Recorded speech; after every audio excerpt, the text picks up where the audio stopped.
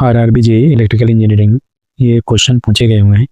हम लोग इन क्वेश्चन को सॉल्व करेंगे। सॉल्व करने के साथ साथ इसमें जो भी कॉन्सेप्ट होंगे उनको भी सीखेंगे कि अगर इस तरह के अगर क्वेश्चन और भी पूछे जाते हैं कॉम्पिटिटिव एग्जाम में तो उसको कैसे सॉल्व करेंगे।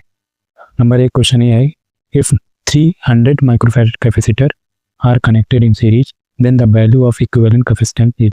मैं कह रहा है कि 3 जो है 10 माइक्रोफैराड के कैपेसिटर सीरीज में कनेक्टेड है, तो उसको कैलकुलेट करिए कि उसका इक्विवेलेंट कैपेसिटेंस कितना होगा। हम लोगों ने एक सर्किट ड्रॉ की हुई है, इसमें C1 C2 C3 सीरीज में कनेक्टेड है, तो इसका अगर हम C इक्विवेलेंट निकालेंगे तो 1/CQ equal to 1/C1 plus 1/C2 plus 1/C3।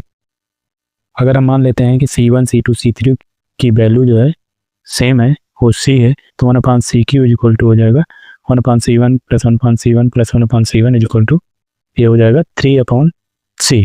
तो C इक्विवेलेंट हो जाएगा C/3। तो यहाँ से अगर हम क्वेश्चन को सॉल्व करेंगे दिया है C इक्विवेलेंट हो जाएगा 10/3 3.33 microfarad. Option number A is correct option.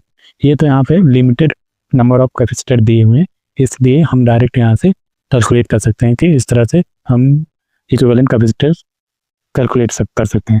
लेकिन अगर जहाँ पे नंबर ऑफ कैपेसिटर बहुत ज़्यादा दिए हुए हैं, 40 दे दिए 50 दे दिए, तो उसके लिए हम लोग कैसे कैलकुलेट करेंगे इक्विवेलेंट कैपेसिटेंस। उसके लिए अगर हम मान लेते हैं कि अगर नंबर ऑफ कैपेसिटेंस n है और सभी वैल्यू जो हैं कैपेसिटेंस की जो सीरीज में कनेक्टेड है उनकी सेम है, तो उनका जो C इक्विवेलेंट आएगा C/n। C जो होता है कैपेसिटेंस की वैल्यू हो जाएगी, n होगा number of capacitance.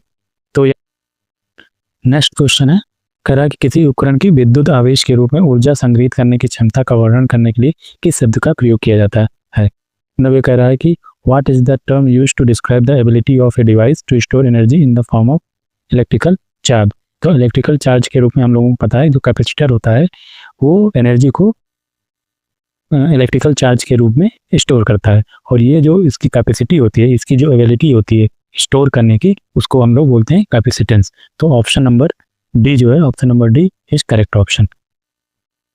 Next question है, कह रहा कि यदि किसी समानांतर परिपथ में समांतर प्रतिरोधों में से किसी एक परिपथ को हटा दिया जाए तो कुल प्रतिरोध पे क्या इफेक्ट पड़ेगा।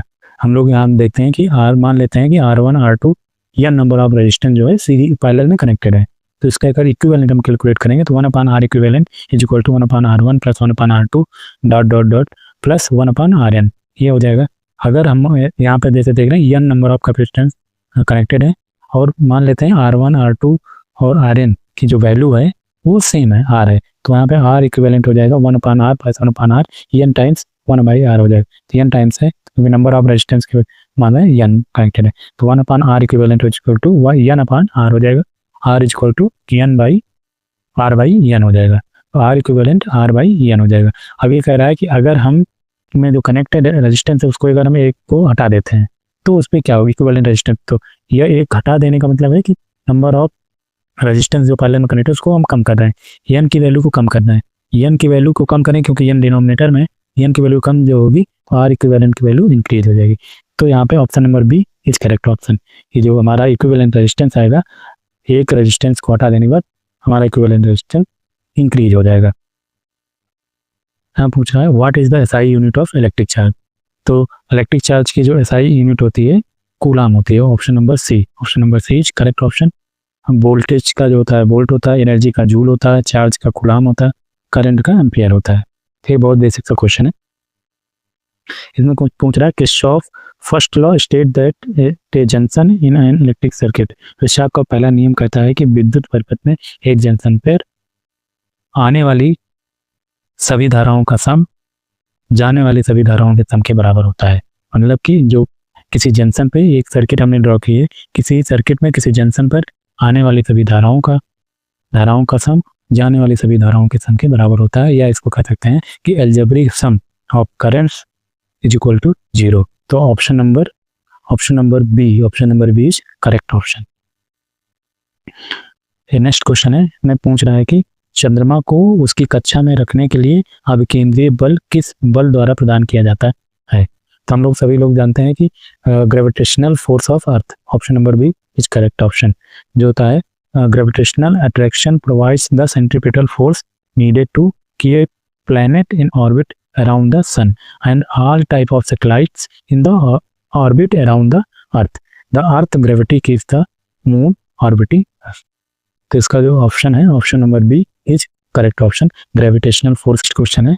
इसमें कह रहा है कि calculate the total DC resistance of 100 metre roll of 2.5 mm square copper wire if the resistivity of copper is 20 degree is 1.72 multiplied 10 power minus 8 ohm metre.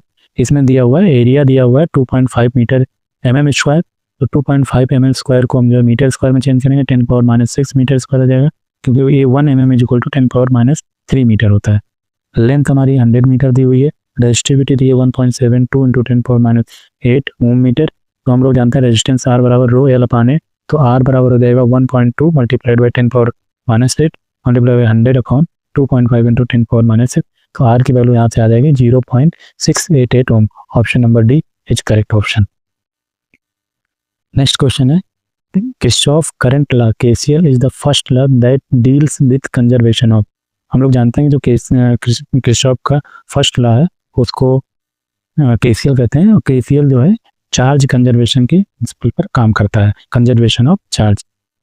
इसी प्रकार से इसलिए जो ऑप्शन नंबर बी है, option number B is correct option. यहाँ से 2-3 question और बन सकते हैं कि किरचॉफ का सेकेंड लॉ किस कंजर्वेशन पे काम करता है। तो केवीएल जो सेकेंड लॉ होता है उसको केवीएल कहते हैं, किरचॉफ वोल्टेज लॉ, वो चार्ज कंजर्वेशन की बजाय एनर्जी कंजर्वेशन पर काम करता है। नेक्स्ट क्वेश्चन है the total opposition offered to flow of the current in AC circuit is called. इसका ऑप्शन है इम्पीडेंस। ये बहुत सिंपल सा क्वेश्चन है, लेकिन बहुत सारे लोग जो है इसमें मिस्टेक कर सकते हैं, सीधा रेजिस्टेंस लगा सकते हैं कि एसी सर्किट में। तो एसी सर्किट की जहाँ बात आ जाती है, एसी सर्किट में जो हमारा इंडक्टेंस होता है और कैपेसिटेंस होता है वो भी रोल में आ जाते हैं। तो जो इक्विवेलेंट जो होता है अपोजिशन, जो चार्ज करंट के फ्लो का अपोज करता है, वो उसमें जो इक्विवेलेंट होता है इम्पीडेंस, वो टोटल इम्पीडेंस जो होता है वो चार्ज के फ्लो का अपोज करता है। तो Z is equal to R plus J XL minus XA. तो जो इसका ऑप्शन होगा option number C is correct option, impedance. यहाँ पे नेक्स्ट क्वेश्चन ये है कि a quantity whose magnitude has a defined repeating time cycle is called as. ये कह रहा है कि वह राशि जिसके परिमाण का एक निश्चित दोहराव वाला समय चक्र होता है कहलाती है। तो इसमें इसके लिए हमने एक 2 वेव फॉर्म ड्रा की हुई। ये कह रहा है कि इसका जो मैग्नीट्यूड है वो डिफाइंड है। इसमें देखिए एक्सटी में जो माना है ये ट्रेंगुलर वेव है, इसमें देखिए यहाँ से यहाँ ये डिफाइंड है और बार बार अपने आप को रिपीट कर रहा है।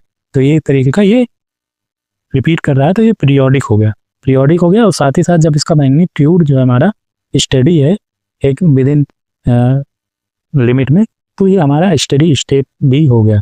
ये यहाँ से हम देखते हैं ये साइनोसॉइडल वेव फॉर्म को, यहाँ पे ये विद इन एक टाइम पीरियड में उसको अपने आप को रिपीट कर रहा है और इसका मैग्नीट्यूड भी डिफाइंड है। तो इसलिए हमारा जो ऑप्शन नंबर ए है, option number A is correct option. Periodic होगा और स्टडी स्टेट हो पीरियोडिक कहलाएगा। नेक्स्ट क्वेश्चन है, ये कह रहा है कि 2 बल्ब हैं 500 वाट और 200 वाट की, जिनकी रेटिंग 250 वोल्ट है। तो इनके रेजिस्टेंस का जो है रेशियो पूछ रहा है। हम लोग जानते हैं कि P equal to B square upon R होता है। यहाँ से हम ये कह सकते हैं जो पावर होती है वो इनवर्सली प्रोपोर्शनल होती है रेजिस्टेंस की। तो यहाँ से हमारा P1 upon P2 equal to R2 upon R1, इस फार्मूले का यूज करेंगे। P1 500 वाट मान लिया, P2 200 वाट है, इसका रेजिस्टेंस R1 है, इसका रेजिस्टेंस R2 है। तो P1 अपान P2 बराबर R2 अपान R1 हो जाएगा।